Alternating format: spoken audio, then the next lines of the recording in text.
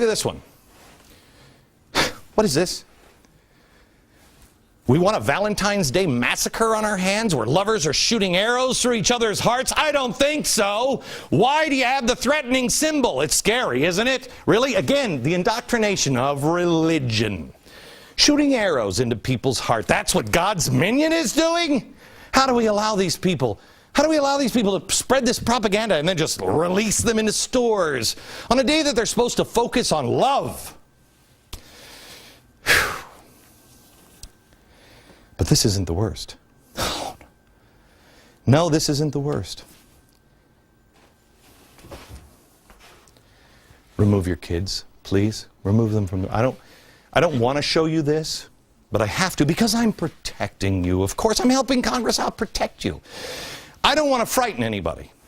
But I got a tip about a big box store. Now, when I say big box store, don't think box cutters, which is what terrorists use, because I'm not saying box cutters. I'm saying big box store, or am I? What is it that I mean? Am I supporting the terrorists by saying big box store and you think big box cutters? I don't know. That's why all speech really should stop. But let me get this out about the box stores before we ban myself. These big box stores. They've been embedded in cities all across the country. They're insidious. We didn't even know. How did we miss this? All over. Over the top violent symbols and the rhetoric, side by side, and we didn't even notice it. The symbol and the word. Violent symbol, violent rhetoric, one word there, right there, all across the country. If you see one of these stores, please, first of all, don't shoot. It's not actually a target. Or is it? I'm not really sure anymore. And those people you saw on the streets, those people surely don't know. They need somebody. Call a progressive immediately, please, and tell them where these are. Stop the madness. Other scary words that we, of course, need to work on. Guns N' Roses, Slaughterhouse-5, the book. Swordfish. Swordfish. Shot glasses. Arrowhead Stadium. What do you mean by that? Is that a slam on Native Americans? Or is that violence? I don't know. And how did we miss fruit punch? Fruit punch. I was thinking about that today, fruit punch, and I thought, my gosh, it was been there right in front of us the whole time. The Kool-Aid guy. The Kool-Aid guy, just coming in and breaking down walls, violent as hell. What is he, a pitcher? What appears to be blood. Whose blood? Children's blood? I don't know. How naive have we been? Pretty naive. It's a good thing. It's a good thing we have the regulators in Washington to help us. Now, if I may lead the word and the symbol to the police in Washington, you know, the experts, I want to take on something else. I want to also talk about the media. Do you remember the Fort Hood shooter, Nadal Hassan? He was great. He was screaming, Allah Akbar, before going on a rampage and killing 13 people and wounding 30 others. Now, here is how the old gray lady, very old and sick, I think, the New York Times reacted to the attacks on November 7th, 2009. Here it is.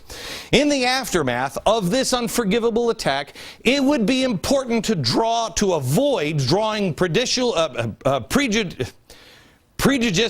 can't say it. It's that crazy. Prejudicial conclusions from the fact that Major Hassan is an American Muslim whose parents came from the Middle East. Don't judge. Don't do it. President Obama, he was right when he told Americans, we don't know all the answers yet. He cautioned, don't jump to conclusions. It's weird. That's something that he did not say on Saturday. I don't know if it was deleted from the teleprompter or what. The question is, why did he say that at Fort Hood? And he wasn't the only one who said that. The biggest caveat we can have right now is not to jump to conclusions, given that this event is still going on. We have to be careful because we can't jump to conclusions now based on little snippets of information that come out. First, this was a terrible tragedy. Second, it's too early. It's premature to reach conclusions about What motivated Hassan? Allah Akbar. But the guy could have been crazy. Remember, this guy on Saturday, Communist Manifesto and Mein Kampf were his favorite books. Do you hear me harping on that? No, because he was crazy. You don't judge it. You don't surely charade somebody. You don't judge it. You see if he's crazy. Turns out this guy wasn't crazy. Now, question is, why at Fort Hood did they constantly say, don't jump to conclusions? They believe you're so simple-minded, so stupid, such sheep. You know, the people just in the streets. That stereotyping of an entire group would lead to more violence against Muslims. It's not just wrong, which it is. It's not just wrong. You're sheep. And when you do that, they'll be rounded up and they'll be killed. Even the president said he was tired of American Muslim families being rounded up in the middle of the night. He said that during the campaign tour. I've never seen that happen. But he wanted it to end. And I think that's one of the first things I agree with him on. I just didn't know it started. But if it is, I'm with him. I want it to end too. He doesn't want anyone rounded up, neither do I. And apparently, the way to get people rounded up, according to the president, is to jump to conclusions and to stereotype an entire group. You see where I'm going here. They're using fear. And I believe it was Yoda who said fear leads to anger, and anger leads to hate, and hate leads to suffering. Oh, yes. You would hate to have a situation where you feared a whole group of people, right? That is a good piece of advice. Recap, here's what they're saying. They reported on this 1,000,000 times. Don't call him a Muslim, or say he's acting on behalf of Muslims, because that is stereotyping an entire group, and that will lead to more violence against Muslims. The people of America then apparently will grab their cup of coffee in the morning and their gun and start attacking Muslims. And they won't even realize they're doing it. It's just because we've stereotyped a whole group. Fast forward to yesterday's edition of the New York Times. Same story. Crazy person goes on a shooting spree because they're crazy. And here's how they report it. It is factile and mistaken to attribute this particular madman's act directly to the Republicans or Tea Party members. But it is legitimate to hold Republicans, in particular their most virulent supporters, in the media responsible. I think they're talking about me. For the gale that has produced the vast majority of these threats, setting the nation on edge. Many on the right have exploited the arguments of division, reaping political power by demonizing immigrants or welfare recipients or bureaucrats. They seem to have persuaded many Americans that it's not just the government is misguided, but the government is the enemy of the people. Well, first of all, it wasn't me that convinced anyone of that. You'd have to go back farther than me. You'd have to go back to, I don't know, George Washington, or Benjamin Franklin, or Thomas Jefferson, or James Madison. The list is endless on them saying the government is the enemy of the people unless it's small.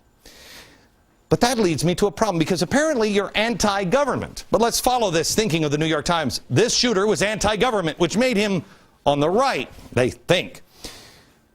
But wait a minute. They've also been saying that we're too rigid and crazy constitutionalists. They say that we're in love with the cornerstone of our government. But yet, somehow or another, we're in love with the cornerstone of our government, but we are anti-government.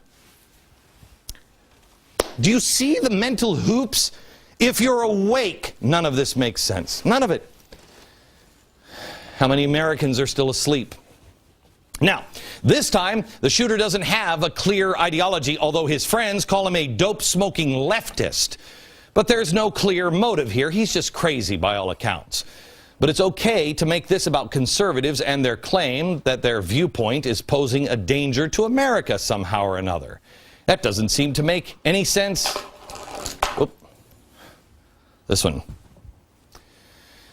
I'm sorry, we have the guys in the Milky Bath in the back, and we're just trying to help stop crime. Sam in Florida.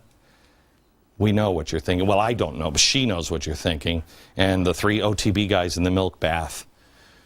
Sam, the authorities are on the way to your house to stop the crime that you're going to commit. Unfortunately, soon. We're here to protect. Back in a minute.